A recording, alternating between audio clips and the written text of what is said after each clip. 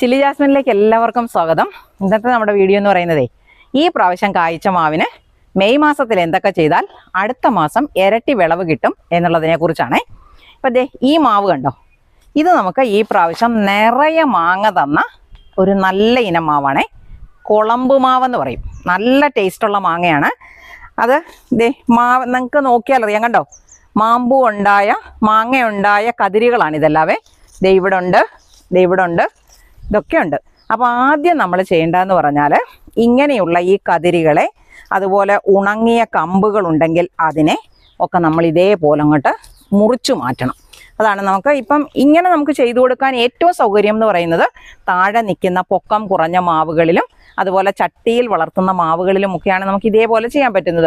ആകാശം മുട്ട വളർന്നു നിൽക്കുന്ന പണ്ടത്തെ വലിയ ചക്കരമാവുകളൊക്കെ ഇല്ലേ, അതിനൊന്നും നമുക്ക് ഇങ്ങനെയൊന്നും ചെയ്തു കൊടുക്കാൻ പറ്റത്തില്ല.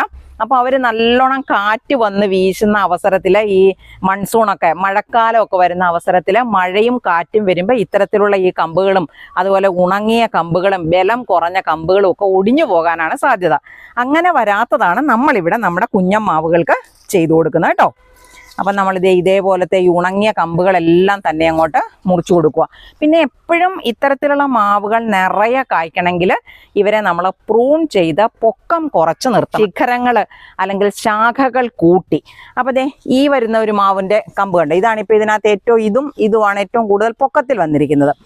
ഇങ്ങനെയുള്ള കമ്പുകളെ നമ്മൾ മുറിച്ചു മാറ്റുമ്പോൾ ഇത് കണ്ടോ, ഒരു ജോയിൻ്റ് കണ്ടോ, ഈ ചുറ്റുപാട് ഇലകൾ വരുന്ന ഒരു ജോയിൻ്റാണിത്. അതിൻ്റെ മുകളിൽ വെച്ച് നമ്മൾ ഈ കമ്പിനെ വെട്ടി മാറ്റുവാണെങ്കിൽ ഇവിടുന്ന് ഇനി തളിര് ശിഖരങ്ങൾ കൂടുതൽ വരും. അതേപോലെ ഈ കമ്പിനെയും ഞാൻ ഇങ്ങനെ തന്നെ വെട്ടുവാണ്. അതുപോലെ ഇതിനെ ഞാൻ ഇതുപോലെ വെട്ടിക്കളയുവാണ്. ചുവട്ടിലോട്ട് നമുക്ക് ഇട്ടേക്കാം, ഒരു തണല് പോലെ ഒരു കിടന്നോട്ടെ. ഇങ്ങനെ വെട്ടി ഇതിനെ ഞാൻ ഈ ഇവിടെ അടുക്കുള്ള ഭാഗം നോക്കിയിട്ട് വേണം വെട്ടാൻ കേട്ടോ, അല്ലെങ്കിൽ പുതിയ പുതിയ ബ്രാഞ്ചുകൾ കയറി വരാതിരിക്കും. അപ്പോൾ അത്യാവശ്യം നമ്മൾ ഇതിൻ്റെ കമ്പുകളൊക്കെ വെട്ടിക്കോതിയിട്ടുണ്ട്. അപ്പോൾ ഇനി നമ്മൾ ചെയ്യേണ്ട പണി എന്നാണെന്നറിയോ, നമ്മൾ ഇവിടെ ഒരു ഉണങ്ങിയ കമ്പുണ്ട്, അപ്പോൾ അതും കൂടെ വെട്ടിക്കളയട്ടെ. ഇനി നമ്മൾ ചെയ്യുന്നതെന്ന് പറഞ്ഞാൽ, ഇപ്പം നമ്മൾ ഈ കമ്പുകളൊക്കെ കോതിക്കെടുത്ത ഭാഗമുണ്ടല്ലോ, ആ ഭാഗത്ത് മഴയൊക്കെ, ഇപ്പം മഴ ഇടയ്ക്കിടയ്ക്ക് വേനൽ മഴയാണേലും ഉള്ള സമയമാണല്ലോ, അപ്പം ഫംഗസിൻ്റെ രോഗങ്ങളൊക്കെ ഉണ്ടാകാനുള്ള സാധ്യതയുണ്ട്. അതുപോലെ ഇത് മുളച്ചു വന്നു കഴിയുമ്പം ഇതിപ്പം നമ്മൾ ഈ വെട്ടിയ ഭാഗത്തിൻ്റെ താഴേന്ന് കിളിർപ്പുകൾ കയറി വരും. അങ്ങനെ വരുന്ന കിളിർപ്പുകളിലെ തളിരിലകൾ മുഴുവനും വെട്ടിക്കളയാനുള്ള സാധ്യതയുമുണ്ട്. അപ്പം അങ്ങനെ സംഭവിക്കാതിരിക്കാൻ നമ്മൾ ചെയ്യുന്നതെന്നാണെന്നറിയോ, ഇത് സാഫ് കലക്കിയിരിക്കുന്ന ലായനിയാണേ. നമ്മൾ സാഫ് എടുക്കുമ്പം 2 ഗ്രാം 1 ലിറ്ററിൽ ആ കണക്കിന് എടുത്തിട്ട് ഇതേപോലെ, അല്ലെങ്കിൽ നമുക്ക് പേസ്റ്റ് ആക്കി വേണേലും തേച്ചു കൊടുക്കാം. ഇപ്പം നമ്മൾ ഇതേപോലെ സ്പ്രേ ചെയ്യുവാണെങ്കിൽ വെട്ടിയ ഭാഗത്തും ഇലകളുടെ അടിയിലും ഒക്കെ നമുക്ക് ഒരേപോലെ സ്പ്രേ ചെയ്ത് കൊടുക്കാൻ പറ്റും. അല്ലാതെ നമുക്ക് പേസ്റ്റിനെ ഇങ്ങനെ അങ്ങോട്ട് തേച്ചു കൊടുക്കാനായിട്ട് ബുദ്ധിമുട്ടാണ്. അല്ലെ മെനക്കെട്ട് നമ്മൾ അതിൻ്റെ കൂടെ നിൽക്കുവാണെങ്കിലൊക്കെ സാധിക്കും. നെപ്പോളിയൻ പറഞ്ഞിരിക്കുന്നത് സാധ്യമല്ലാത്ത ഒരു കാര്യം ഇല്ലെന്നാണല്ലോ. നമ്മൾ മെനക്കെട്ടാൽ നടക്കും, അത്ര എളുപ്പത്തിൽ നടക്കുകയെന്ന് മാത്രമേ ഉള്ളൂ. അപ്പം നമ്മളിത് ഇതേപോലെ കമ്പുകളിലും ഇലയിലും, മഴക്കാലമല്ലേ വരുന്നത്, ഫംഗസ് പിടിക്കാനുള്ള സാധ്യത നല്ല കൂടുതലാണേ. അപ്പം കമ്പുകളിലും ഒക്കെ നമുക്ക് ഇതേപോലെ നിറയെ ഇതിനെ സ്പ്രേ ചെയ്ത് കൊടുക്കാം. കണ്ടോ, ഏകദേശം നീലനിറം അവിടെ ഇവിടെയൊക്കെ തന്നെ കാണാനുണ്ട്. അത്രയ്ക്ക് മതി. ഇനി നമ്മൾ ചെയ്യുന്നതെന്ന് പറഞ്ഞാൽ ഇതിൻ്റെ ചുവട്ടിൽ കൊടുക്കുന്നതാണേ. ഈ മെയ് മാസം, ഇപ്പം സമയം മെയ് മാസമാണ്. അപ്പോൾ വേനൽ മഴയൊക്കെ ഇടയ്ക്ക് കിട്ടുന്നൊരു സമയമാണ്. കായ്ച്ച മാവുകൾക്ക് ചുവട്ടിൽ ആദ്യം വളപ്രയോഗം നടത്തേണ്ടുന്ന ഒരു സമയമാണ് മെയ് മാസം. ഇപ്പം വർഷത്തിൽ ഈ ഒരു വളം മാത്രമേ കൊടുക്കുന്നുള്ളതിലും കുഴപ്പമില്ല, പക്ഷേ ഈ വളപ്രയോഗം ഒഴിവാക്കരുത്. അപ്പം ഇപ്പം നമ്മൾ ചെയ്യുന്നതെന്ന് പറഞ്ഞാൽ ഇതിൻ്റെ ചുവട്ടിൽ മണ്ണൊന്ന് കുറച്ച് ഭാഗം ഇളക്കണം. എപ്പോഴും നമ്മളൊരു ചെടി വെച്ച് കഴിഞ്ഞാൽ ഈ ചെടിയുടെ ഇലച്ചാത്ത് എവിടം വരെയാണോ വരുന്നത് അത്രയും ഭാഗം വരെയാണ് ഇതിൻ്റെ വേരുകൾ നന്നായി വരുന്ന സ്ഥലം. അപ്പോൾ ആ ഭാഗത്തായിട്ടാണ് നമ്മൾ ചുവട് ചേർത്തല്ല, കുറച്ച് വിസ്താരത്തിലാണ് നമ്മൾ മണ്ണ് മാറ്റിയിട്ട് വളം ഇട്ട് കൊടുക്കേണ്ടത്. അപ്പോൾ നമുക്ക് ഇതിൻ്റെ ചുവടൊന്ന് നല്ലതുപോലെ ഇളക്കിയെടുക്കാം.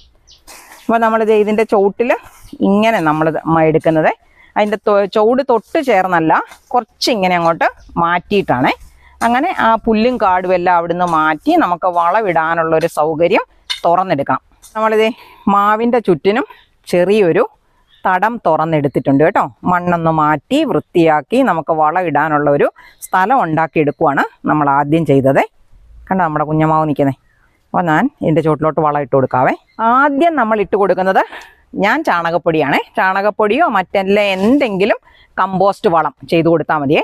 ഇപ്പം ഞാൻ ഇത്രയും കമ്പോസ്റ്റ് വളം, അതൊരു അര ബക്കറ്റ് എന്ന് വിചാരിച്ചു. അര ബക്കറ്റിൽ കുറച്ച് കൂടുതലുണ്ട്. ഇത്രയും ചാണകപ്പൊടിയാണ് ഞാൻ എടുത്തിരിക്കുന്നത്. ശരിക്കും പറഞ്ഞാൽ നമ്മൾ ഇത്തരത്തിലുള്ള ജൈവവളം കൊടുക്കുമ്പം മാവിൻ്റെ പ്രായം എത്രയാണോ അതിൻ്റെ 5 ഇരട്ടി കിലോ. അതായത് 4 വർഷം പഴക്കമുള്ള മാവാണെങ്കിൽ 20 കിലോ ചാണകപ്പൊടി പോലെയുള്ള ജൈവവളങ്ങൾ ഇതിൻ്റെ ചുവട്ടിലോട്ട് കൊടുക്കാം. അപ്പം ഞാൻ ഇത്രയും ചാണകപ്പൊടിയാണ് ഇട്ട് കൊടുക്കുന്നത്. കണ്ടോ, ഇതിങ്ങനെ നമ്മൾ ചുറ്റുമായിട്ട് ഇട്ട് കൊടുക്കുവാണേ. ഇനി ഇതിൻ്റെ മുകളിലോട്ട് നമ്മൾ കൊടുക്കുന്നത് എന്നാണെന്നറിയോ? എല്ലുപൊടിയാണേ. എല്ലുപൊടി എന്ന് പറയുമ്പോൾ അതിൽ കുറച്ച് എല്ലുപൊടി കൊടുത്താൽ മതി. അതൊരു 1/4 കിലോ വരെ കൊടുക്കാം. ചെറിയ മാവല്ലേ. അപ്പം ഞാൻ ഇതിൻ്റെ ചുറ്റുമായിട്ട് ഒരു 1/4 കിലോ വരെ എല്ലുപൊടി ഇട്ട് കൊടുക്കുക. പിന്നെ കൊടുക്കുന്നത് നമ്മൾ വേപ്പിൻ പിണ്ണാക്കാണേ. വേപ്പിൻ പിണ്ണാക്ക് ഒരു 100-150 ഗ്രാം. അതായത് എല്ലുപൊടിയേക്കാളും അളവ് കുറവ് മതി വേപ്പിൻ പിണ്ണാക്ക് കൊടുക്കുന്നത് കേട്ടോ. ഇനി നമ്മൾ എടുത്തിരിക്കുന്നത് കുറച്ച് ചാരമാണേ. ആ ചാരവും കൂടെ ഇതിൻ്റെ ചോട്ടിലോട്ട് ഇങ്ങനെ നമ്മൾ ചുറ്റുമായിട്ട് ഇട്ട് കൊടുക്കും. പിന്നെ ഇത് ഡോളമൈറ്റാണ്. ഡോളമൈറ്റോ അല്ലെങ്കിൽ കുമ്മായമോ നമുക്ക് ചേർക്കാം. എപ്പോഴും ഞാൻ ഈ വളപ്രയോഗം ചെയ്തില്ലേ, ഈ വളപ്രയോഗം ചെയ്യുന്നതിനൊരു മിനിമം ഒരു 10 അല്ലെങ്കിൽ 15 ദിവസം മുൻപ് വേണം കുമ്മായമാണെങ്കിൽ ഇട്ട് കൊടുക്കാൻ. ഡോളമൈറ്റ് വേണമെങ്കിൽ ഇപ്പം നമുക്ക് വളത്തിൻ്റെ കൂടെ ഇട്ട് കൊടുക്കാം. 5 ദിവസം മുന്നേ ഡോളമൈറ്റ് കൊടുത്തത് കാരണം ഞാൻ ഇനി ഇപ്പം ഈ കൂടത്തിൽ ഡോളമൈറ്റ് കൊടുക്കുന്നില്ല. ജൈവവളങ്ങളുടെ കൂടെ ഡോളമൈറ്റ് കൊടുത്താലും ഒരു കുഴപ്പവുമില്ല. ഇനി ഇതിൻ്റെ മുകളിലോട്ട് ഒരു ഇച്ചിരി മണ്ണൊന്ന് വെതറി കൊടുക്കുന്നത് പോലെ നമുക്കൊന്ന് കൂട്ടിക്കൊടുക്കാം. ഒത്തിരി മണ്ണിൻ്റെ ആവശ്യമില്ല. കണ്ടോ, ഒന്ന് എറിഞ്ഞു കൊടുക്കുന്നത് പോലെ ഒന്ന് ഇട്ട് മൂടി കൊടുത്താൽ മതി. ഇനി അല്ലെങ്കിൽ എന്തെങ്കിലും തരത്തിലുള്ള പട്ടിയോ പൂച്ചയോ അങ്ങനെയുള്ള സാധനങ്ങളൊക്കെ വന്ന് ചൂട് മാന്താതിരിക്കാനും അങ്ങനെയുള്ള കാര്യങ്ങൾക്കൊക്കെ വേണ്ടി ജസ്റ്റ് ഒന്ന് മൂടിക്കൊടുക്കും. ഇതിൻ്റെ മഴ വന്നാലും ഒന്നും തെറിച്ചു പോകാതിരിക്കാനും ഒക്കെ ആയിട്ടുള്ളൊരു ചെറിയ മൂടൽ മാത്രമാണ് നമ്മൾ ചെയ്യുന്നത് കേട്ടോ.